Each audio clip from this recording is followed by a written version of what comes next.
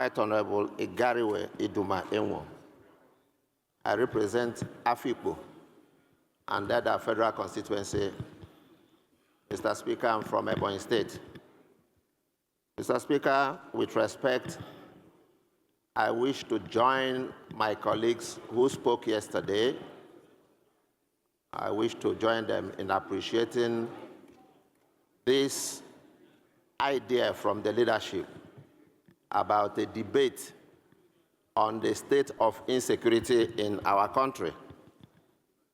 Mr. Speaker, there's an aspect of what the last speaker said, Right Honorable Isiaka, which I share, and that is that inasmuch as I speak for the Southeast, virtually everything we'll discuss today about insecurity runs across our country.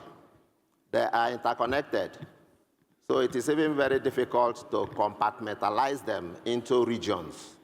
They may rear their heads differently, but at the end of the day, they are interconnected. So that if I'm talking about banditry or insurgency or kidnapping or whatever name you call it in the Southeast, you'll find out that it has become a common denominator in the entire country. Mr. Speaker, my respected colleagues, the issue of insecurity in our country has been very, very well documented. In fact, I find it very difficult making a rehash of what my colleagues have said. It has been very, very well documented. There is hardly anything new anybody is going to say. We are not trying to reinvent the wheel in terms of how to tackle our security challenges. Mr. Speaker, let me draw our attention to just the last, the 9th Assembly.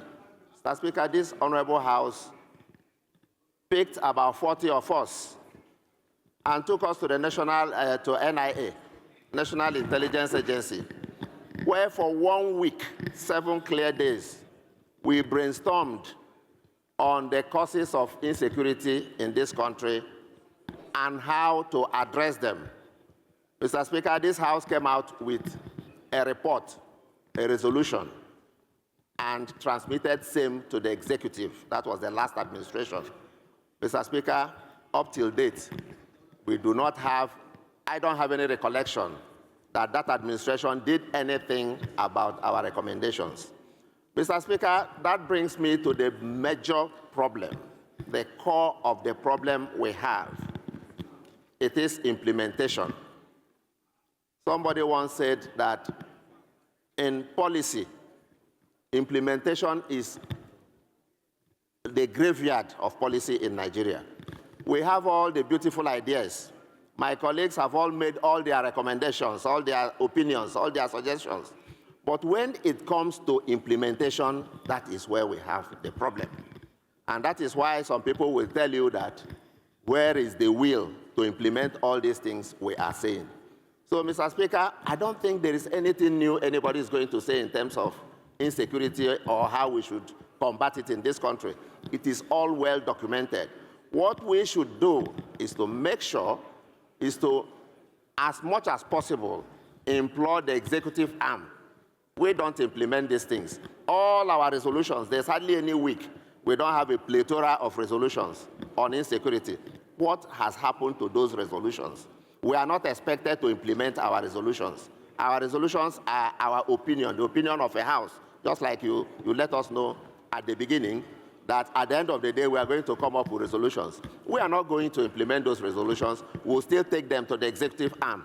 So what I'm suggesting, Mr. Speaker, is that the leadership should also interface with the executive to ensure that some of these resolutions, including past ones, are implemented.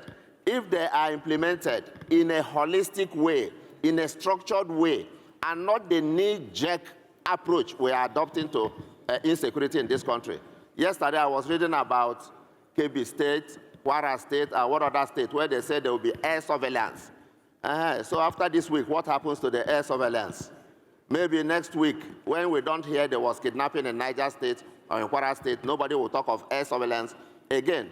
Whereas a holistic approach will make sure that the correct thing is done. So, Mr. Speaker, I'll end by imploring my colleagues, the leadership, to get in touch with the executive arm and ask them to do the needful, which is to chest out and implement the resolutions within they already have them, so that this country can be a place you can sleep and close your eyes. Thank you very much.